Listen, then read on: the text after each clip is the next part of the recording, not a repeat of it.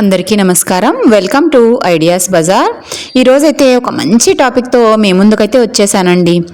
అసలు వారంలో 7 రోజులు ఉంటాయి కదా, మనం ఒక్కో రోజు ఒక్కో దేవుడికి ప్రత్యేకంగా పూజలు చేసుకుంటూ ఉంటాం కదా. మరి ఆయా రోజులకున్న పూజా విధానాల యొక్క విశిష్టతను గురించి ఈరోజైతే కొంచెంగా వివరించుకుందాము. వారానికి ఉన్న 7 రోజుల్లో ఒక్కొక్క రోజు ఒక్కొక్క విశిష్టత ఉంటుంది. దాని ప్రకారం ఒక్కో దేవతకు ఒక్కో రోజు ప్రీతికరమైనదిగా చెప్తూ ఉంటారు. అందుకే ఏ రోజున ఏ దేవుడిని లేదా ఏ దేవతను పూజించాలో గ్రహాలను ప్రసన్నం చేసుకునేందుకు అనుకూలమైన రోజు ఏదో మన పూర్వీకులు మనకు చెప్పి ఉన్నారు. మనము వారిని అనుసరిద్దాం, ఆ శుభ ఫలాలను అందుకుందాం అని చెప్పి ఈరోజైతే మీ ముందుకు ఈ టాపిక్తో వచ్చేసాను. రోజుకో దేవతారాధనలతో జీవితాలను సుగమం శ్రేయోదాయకం చేసుకోవడం అత్యంత సులభమైన పని. మరి ఆదివారంతో ముందైతే ఈరోజు మొదలు పెడతాం. ఆదివారం అనారోగ్య నివారణకు, చర్మ నేత్ర వ్యాధుల నిర్మూలనకు, సంతాన క్షేమానికి, వైవాహిక జీవిత అనుకూలతకు ఆదివారం నాడు సూర్యారాధన చేస్తే చాలా మంచిది. అందుకోసం ఆదివారం నాడు ఉపవాసం ఉండి సూర్యారాధన లేక సూర్యాష్టకం చేయడం ద్వారా సత్ఫలితాలను పొందవచ్చు. ఈ వ్రతాన్ని శుక్లపక్ష ఆదివారం నాడు ప్రారంభించి ఆ సంవత్సరంలో వచ్చే అన్ని ఆదివారాలు ఆచరించాలి. అలా ఆచరించలేని వారు కనీసం 12 వారాలైనా సరే ఆచరిస్తే చాలా ముక్తిదాయకంగా ఉంటుంది. ఆదివారము ఆదిత్య హృదయం పఠించడం ద్వారా సర్వరోగ నివారణగా ఈ మంత్రం అయితే పనిచేస్తుంది. ఇక ఆదివార వ్రత విధానాన్ని గురించి కొంచెమైతే తెలుసుకుందాం. ఆదివారం నాడు ఉదయాన్నే మేల్కొని తలారా స్నానం చేసి సూర్యునికి ఎదురుగా నిల్చొని సాష్టాంగ నమస్కారాలతో సూర్య మంత్రాన్ని లేదా ఆదిత్య హృదయాన్ని 3 సార్లు చదవాలి. ఆ పైన గంగాజలాన్ని లేదా శుద్ధోదకాన్ని లేదా ఎర్ర చందనాన్ని, దర్భలను సూర్యనారాయణకి సమర్పించుకోవాలి. ప్రతి ఆదివారము ఉపవాసం ఉంటే చాలా మంచిది.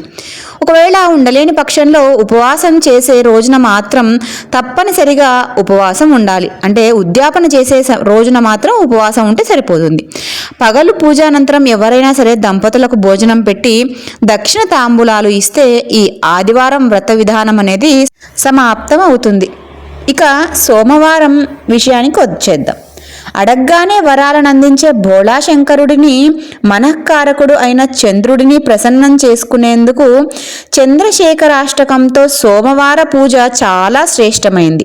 శ్రావణ మాసము, వైశాఖ మాసము, కార్తీక మాసం, మార్గశిర మాసాల్లో శుక్లపక్ష సోమవారం నాడు గనక ఈ పూజను ప్రారంభిస్తే 16 వారాలు లేదా కనీసం 5 వారాల పాటు ఈ వ్రతాన్ని ఆచరించాలి. అసలు వ్రత విధానాన్ని కొంచెంగా తెలుసుకుందాం. ఏదైనా సరే చెరువులు, నదులు, సముద్రము, చివరికి కొలను ఏవీ లేకపోతే బావి నీటిలో ఓం నమ శివాయ అని స్మరించుకుంటూ స్నానం చేయాలి. శివ పార్వతుల అష్టోత్తరము, చంద్రశేఖర అష్టకము, అర్ధనారీశ్వర స్తోత్రం చేస్తూ తెల్లటి పువ్వులు, శ్వేత గంధము, బియ్యంతో చేసిన వంటలు, పంచామృతాలు, శ్వేతాక్షతలు, గంగాజలము, బిల్వ పత్రాలతో పూజించాలి. ఈరోజు కనుక ఉపవాసం ఉంటే చాలా మంచిది. చంద్రగ్రహ ప్రతికూల ప్రభావం తొలగేందుకు తెలుపు వస్త్రాలు, ముత్యం పొదిగిన వెండి ఉంగరాన్ని ధరించాలి. పూజా సమయంలో చంద్రాష్టోత్తరాన్ని పఠించాలి. చివరి వారంలో దంపతులకు గినక భోజనం పెట్టి చందన తాంబూలాలతో పాటు పాలు, పెరుగు, పండ్లు మరియు తెలుపు రంగు వస్త్రాలను దానం చేయాలి. ఇంతే, సోమవార వ్రతం పూర్తవుతుంది.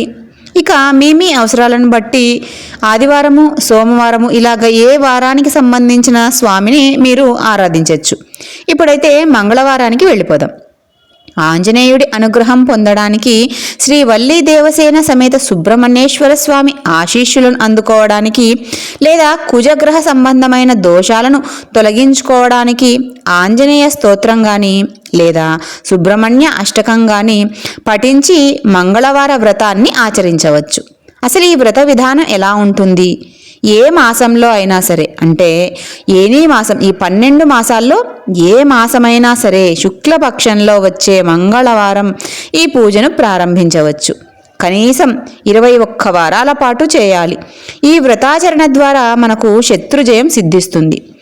ఆరోగ్యం కుదుటపడుతుంది, రక్తపోటు ఇలాంటి రోగాలు లేదా దీర్ఘ వ్యాధులు లేదా రుణ బాధలు ఈ వ్రతం చేయడం ద్వారా ఉపశమిస్తాయి. రాగి పాత్ర, ఎరుపు రంగు పూలు, ఎర్రటి వస్త్రాలు, కొబ్బరికాయలు ఈ పూజలో ఉపయోగిస్తే చాలా మంచిది.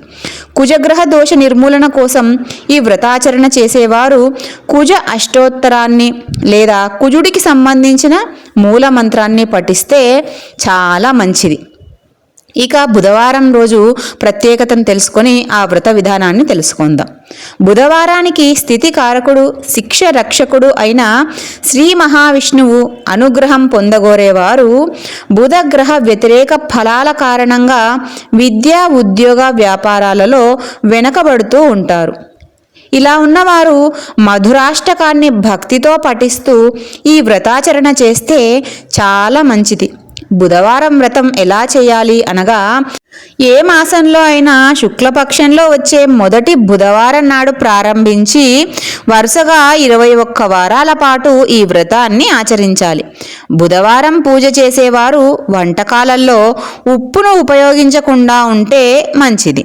ఆకుకూరలు, పచ్చ అరటిపండ్లు, పచ్చ ద్రాక్ష మొదలైన ఆకుపచ్చ రంగులో ఉండే ఆహార పదార్థాలను మాత్రమే సేవించాలి. అంటే మనం ఆహారంగా తీసుకోవాలి. పచ్చరంగు వస్త్రాలు, పచ్చరంగు కూరలు, పచ్చరంగు వస్తువులు దానం చేయాలి. గోవులకు పచ్చగడ్డి తినిపించడం శ్రేష్టమైన పని. ముడి పెసలతో చేసిన పదార్థాలను లేదా పిండి వంటలను నివేదించి వాటిని ప్రసాదంగా తీసుకోవాలి. బుధవారం నాడు ఈ విధంగా గనక చేస్తే విద్యా, ఉద్యోగ, వ్యాపారాలలో వెనకబడుతున్న వారు మాత్రం చాలా మంచిది. ఇక గురువారం విషయానికి వెళ్ళిపోదామా మరి? మానసిక ప్రశాంతత, ఆధ్యాత్మిక ఉన్నతి, అపార జ్ఞానం, పాండిత్య అభివృద్ధిని పొందాలి అని అనుకునే వాళ్ళు ఈ గురువార వ్రతాన్ని చేయడం మంచిది. ఇందుకోసం దక్షిణామూర్తి, దత్తాత్రేయుడు లేదా తమ గురువులను ఆరాధిస్తే చాలా మంచిది. గురుగ్రహ వ్యతిరేక ఫలితాలైన విద్యా, ఉద్యోగ ప్రతికూలతలు, అవమానాలు, అవహేళనల నుండి తప్పించుకోవాలి అని అనుకునేవాళ్ళు వెంకటేశ్వర స్వామిని పూజిస్తూ ఈ గురువార వ్రతాన్ని చేయాలి. ఈ వ్రత విధానం ఏ నెలలోనైనా సరే శుక్లపక్షంలోని మొదటి గురువారం నాడు ఆరంభించి కనీసం 16 వారాలు లేదా 3 ఏళ్ల పాటు, అంటే 3 సంవత్సరాల పాటు చేయాలి. స్నానానంతరం పసుపు రంగు బట్టలు ధరించి పసుపు రంగు కంకణాన్ని కట్టుకొని కంచు లేదా లోహ పాత్రలలో పసుపు అక్షతలను, పసుపు పువ్వులను, పసుపు కలిపిన చందనాన్ని ఉపయోగించి ఆ సంబంధిత స్వామి అష్టోత్తరాలతో పూజలను చేయాలి. అనంతరము పసుపు రంగు అరటిపళ్లను లేదా మామిడి లేదా ఆ పసుపు రంగంలో ఉండే ఏదైనా సరే ఇతర ఫలాలను నైవేద్యంగా సమర్పించాలి. గురుగ్రహ అనుకూలతను పొందగోరేవారు గురుగ్రహ మూలమంత్రాన్ని జపించాలి. ఆహారంలో ఉప్పును వాడకుండా ఉంటే మంచిది. ఒక్క పూట తప్పనిసరిగా ఉపవాసం ఉండి స్వామికి నివేదించిన పదార్థాలను తింటే ఈ వ్రతం పూర్తి అవుతుంది. ఇక శుక్రవారం నాడు ఏ చేయాలి, వ్రత విధానం ఎలా చేయాలి అనేది తెలుసుకుందాం. శుక్రవారం దుర్గా, లక్ష్మి, సంతోషిమాత, గాయత్రి తదితర దేవతలను అనుగ్రహాన్ని పొందడానికి, శుక్రగ్రహ వ్యతిరేక ఫలాలను తొలగించుకోవడానికి లక్ష్మీ అష్టోత్తరము, లలితా సహస్రనామము. ఈ శుక్రవారం పూజ చాలా శ్రేష్టమైనది.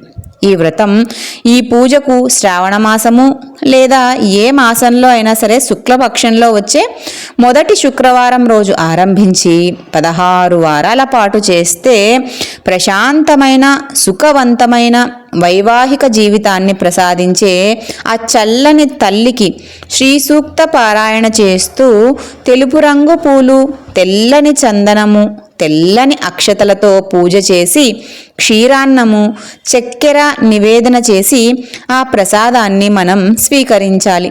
శుక్రగ్రహ అనుకూలత కోరుకునేవారు ఆ అమ్మవారి మూల మంత్రాన్ని పఠించాలి. ఇక చివరిగా శనివార వ్రతానికి వచ్చేద్దాము.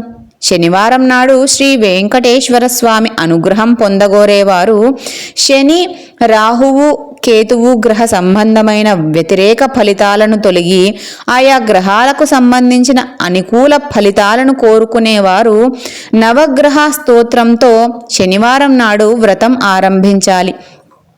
ఈ వ్రతాన్ని శ్రావణ మాసము లేదా పుష్యమాసంలో వచ్చే తొలి శనివారం నాడు ఈ వ్రతం ప్రారంభించి 19 వారాల పాటు వ్రతాన్ని ఆచరణ చేయాలి. వెంకటేశ్వర అష్టోత్తరము లేదా సహస్రనామ పూజ చేసుకోవాలి. గ్రహ సంబంధమైన అనుకూలతను కోరుకునేవారు ఆముదము, నువ్వుల నూనె, ఆవు నెయ్యి కలిపి నలుపు, ఎరుపు లేదా నీలిరంగు ఒత్తులతో దీపారాధన చేయాలి. నీలం రంగు పూలతో పూజ చేయడం చాలా శ్రేయస్కరం. ఈ పూజకు మాత్రం ఉపవాసం తప్పనిసరి. పగలు అల్పాహారం తీసుకున్నా రాత్రి పూర్తిగా పండ్లు పాలతోనే సరిపెట్టుకోవాలి. ఆఖరి వారం ఉద్యాపనగా నలుపు రంగు వస్త్రాలు, పత్తి, ఇనుము, తైలము మొదలైనవన్నీ దానంగా ఇవ్వాలి. ఏ పూజ వ్రతం చేసేటప్పుడైనా సరే ఫలితం కోసం కాకుండా శ్రద్ధాభక్తులతో పూజలు చేసుకోవాలి. అప్పుడే మన కోరికలు నెరవేరుతాయి. హంగులు ఆర్భాటాలకు దూరంగా ఉంటే ఇంకా మంచిది. చన్నీటి స్నానం, మితాహారం, భూశయనం, బ్రహ్మచర్యం, మద్య మాంసాలకు, అశ్లీల సంభాషణలకు లేదా అశ్లీల దృశ్యాలకు ఈ వ్రతాన్ని చేసినప్పుడు మాత్రం దూరంగా ఉండాలి. అదండి మరి వారాన్ని బట్టి వ్రత విధానాలను అన్నీ కూడా 7 రోజులకు సంబంధించినవి తెలుసుకున్నారు కదా. వీడియో నచ్చితే లైక్ చేయండి, షేర్ చేయండి. మరిన్ని ఇలాంటి వీడియోలను మీరు చూడాలి అనుకుంటే ఛానల్ని వెంటనే సబ్స్క్రైబ్ చేసుకోండి. మన ఛానల్లో ఇలాంటి ఆధ్యాత్మికమైన విశేషాలతో కూడిన వీడియోలు చాలా ఉన్నాయి. అన్నీ కూడా ఒకసారి చెక్అవుట్ చేసేయండి.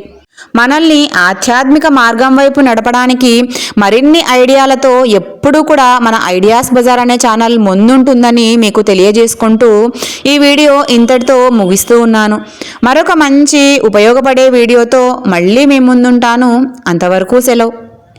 లోకా సమస్తా సుఖినో భవంతు.